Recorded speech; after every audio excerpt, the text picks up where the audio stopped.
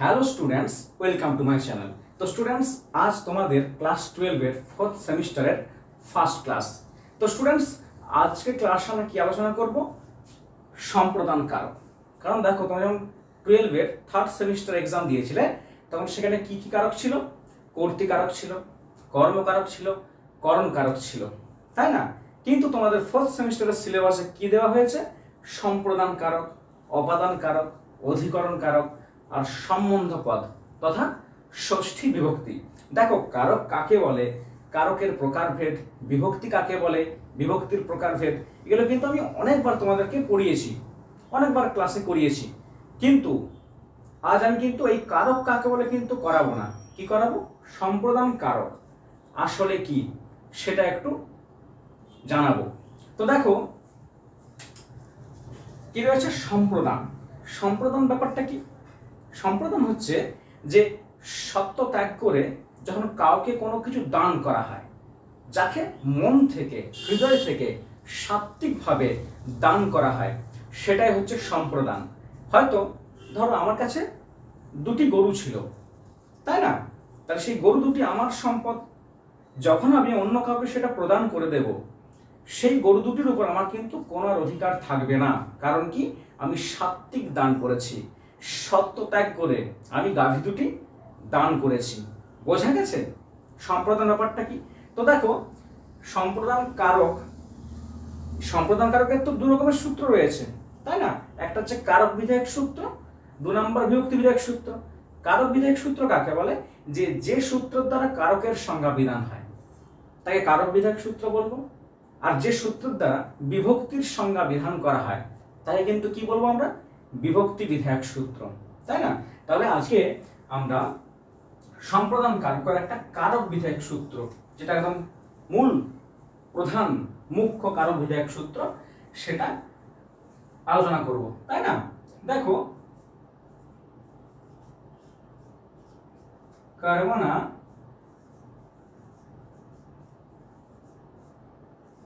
ইয়মভিপ্রেতি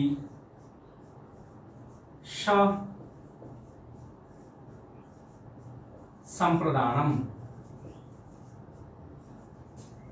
মূল সূত্রটা কি? কর্মণা ইয়মভিপ্রেতি সম্প্রদানম। তাহলে এই যে সূত্রটা রয়েছে, ঠিক আছে, এর সূত্রার্থ কি বিশ্লেষণ করে বলছি। দেখো, কর্মণা কর্তা ইয়ম অভিপ্রেতি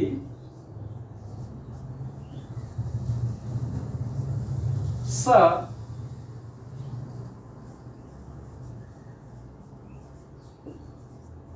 সম্প্রদান সংজ্ঞঃ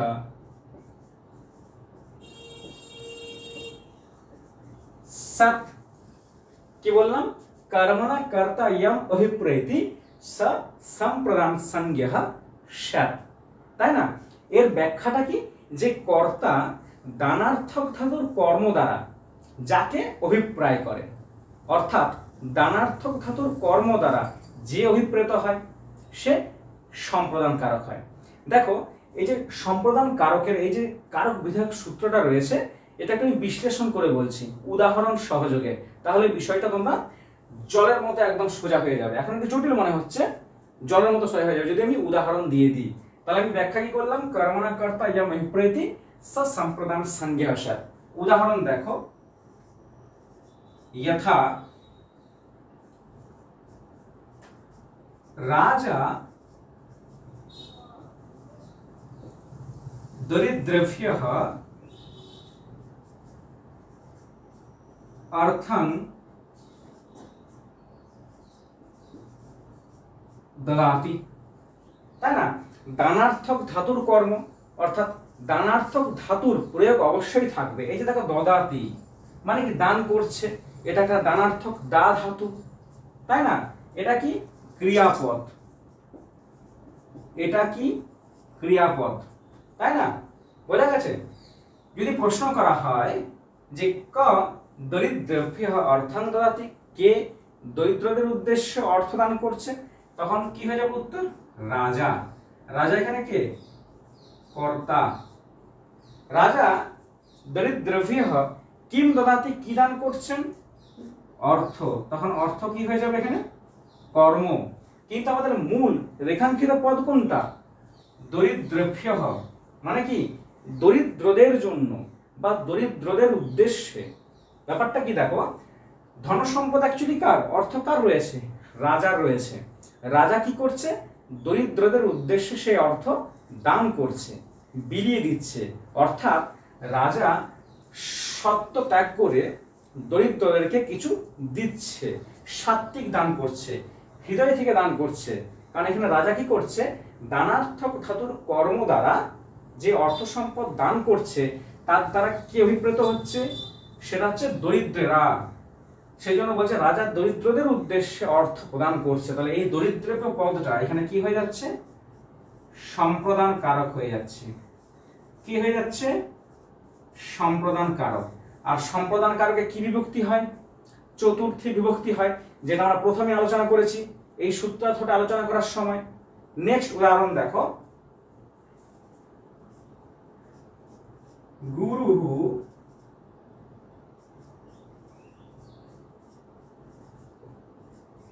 শিষ্যায় চপেটাং দদাতি। গুরু শিষ্যায়, শিষ্যের উদ্দেশ্যে চর প্রদান করছেন। মানে কি, গুরুর কাছে চরটা কিন্তু জমা ছিল, তার শিষ্য হয়তো, তার ছাত্র হয়তো বদমাশি করছে, ফাঁকিবাজি দিচ্ছে, হয়তো পড়াশোনা করছে না, সেই জন্য রেগে গিয়ে গুরু কি করছে? তার শিষ্যকে একটি চর মারছে।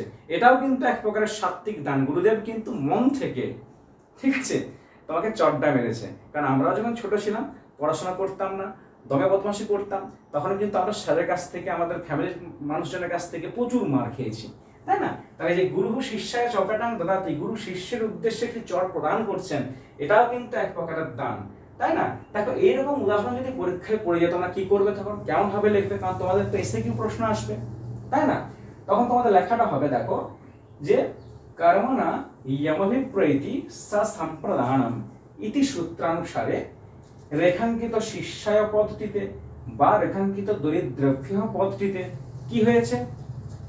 সম্প্রদান কারকে চতুর্থী বিভক্তি হয়েছে। বোঝা গেছে? খুব সোজা, তাই না? নেক্সট উদাহরণ দেখো,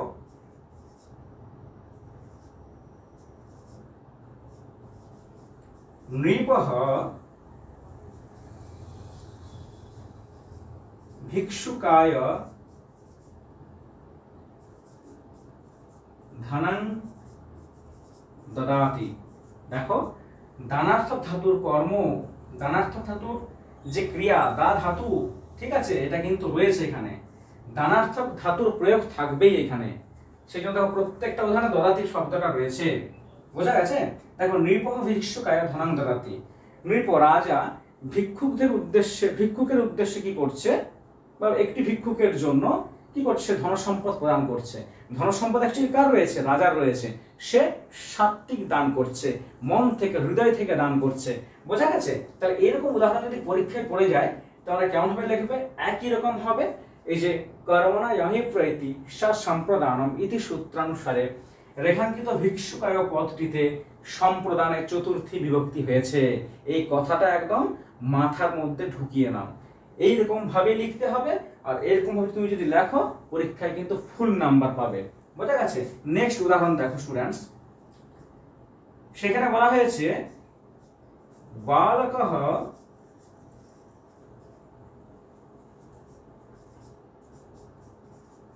দরিদ্রায়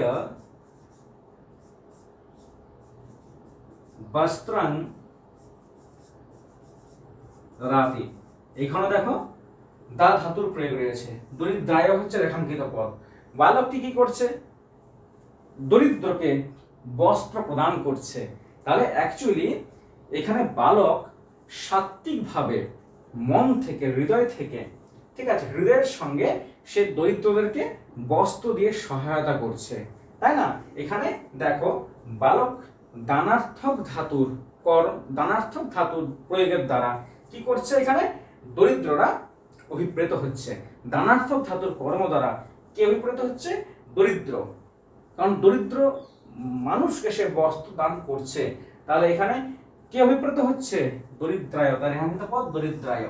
এরকম উদাহরণ যদি পরীক্ষায় চলে আসে তোমরা কেমন একভাবে অ্যান্সারটা লিখবে, উত্তরটা লিখবে, দেখো যে কর্মণা অভিপ্রেতি সম্প্রদানম ইতি সূত্রানুসারে রেখাঙ্কিত দরিদ্রায় পদটিতে, রেখাঙ্কিত দরিদ্রায় পদটিতে সম্প্রদানে চতুর্থী বিভক্তি হয়েছে। তো স্টুডেন্টস দেখো এই যে একদম সম্প্রদান কারকের যে মূল প্রধান কারক বিধায়ক সূত্র কর্মণা অভিপ্রেতি সম্প্রদানম, এটা তোমাদের আজ আমি ডিটেলসে আলোচনা করে দিলাম। দেখো আমি কিন্তু 10 মিনিট বা 20 মিনিটের মধ্যে পুরো সম্প্রদান কারকটাকে আমি পড়ে দিতে পারতাম, কিন্তু সেখানে ডিটেলসে পড়ানো হতো না, সবগুলো কিছু কিছু প্রত্যেকটা সূত্রকে অল্প অল্প করে স্পর্শ করে চলে যেতাম, হালকা হালকা আলোচনা করে চলে যেতাম, কিন্তু এতে তোমাদের কনসেপ্ট কিন্তু ক্লিয়ার হতো না। আমি দেখো একটা ক্লাসের মধ্যে আমি একটা সূত্রই পড়াচ্ছি, কিন্তু সূত্রটাকে বিভিন্ন উদাহরণ দিয়ে একদম বিশেষভাবে বিশ্লেষণ করছি। কেন করছি? তোমাদের জন্য, যাতে তোমরা পড়াটা ঠিকঠাক বুঝতে পারো, তোমাদের বিষয়বস্তুটা যাতে মাথায় ঢোকে, কনসেপ্ট ক্লিয়ার হয়। একটা কথা মনে রাখবে যে কনসেপ্ট যদি ক্লিয়ার না থাকে না, তোমরা যতই মুখস্থ বিদ্যা করো তোমার দ্বারা কিছু হবে না, পরীক্ষায় ভুল করবেই। সেই জন্য ডিটেলসে পড়ো, সেই জন্য আমি ডিটেলসে তোমাদেরকে পড়াচ্ছি, তাহলে এটা তোমরা মন দিয়ে পড়বে, তাই না? এরকম ভাবেই কিন্তু এই প্রত্যেকটি সূত্র আলোচনা করবো, প্রতিটি ক্লাস তোমাদের আমার ইউটিউব চ্যানেলে আসবে, কোনো চাপ নেবে না, এই চ্যানেলটিকে ফলো করবে, এই চ্যানেল থেকেই তোমাদের এইবারে সংস্কৃতের রেজাল্ট কিন্তু দুর্দান্ত হবে, এটা কিন্তু মাথায় রাখবে। আর একটা কথা মনে রাখবে যে revision is your religion, revision is your religion মানে কি? যতক্ষণ না তোমার ভালো রেজাল্ট হচ্ছে, যতক্ষণ না তুমি পুরো পড়াটাকে কমপ্লিট করতে পারছো, শুধু আমার বিষয় নয় আরো অন্য সাবজেক্টের বহু বিষয় রয়েছে, ততক্ষণ রিভিশন, রিভাইজ করা তোমার ধর্ম। এই জন্য বলেছি রিভিশন ইজ ইয়োর রিলিজিয়ান, যে তোমাকে বারবার প্র্যাকটিস করতে হবে, রিভাইজ করতে হবে। শুধু একবার পড়াটা পড়ে নিয়ে মাথায় ঢুকিয়ে নিয়ে মুখস্থ করলে হবে না, বারবার তোমাকে প্র্যাকটিস করতে হবে, কারণ এক সপ্তাহ পর তুমি কিন্তু এই পড়াটা ভুলে যাবে যখন তুমি অন্য টপিকগুলো পড়বে।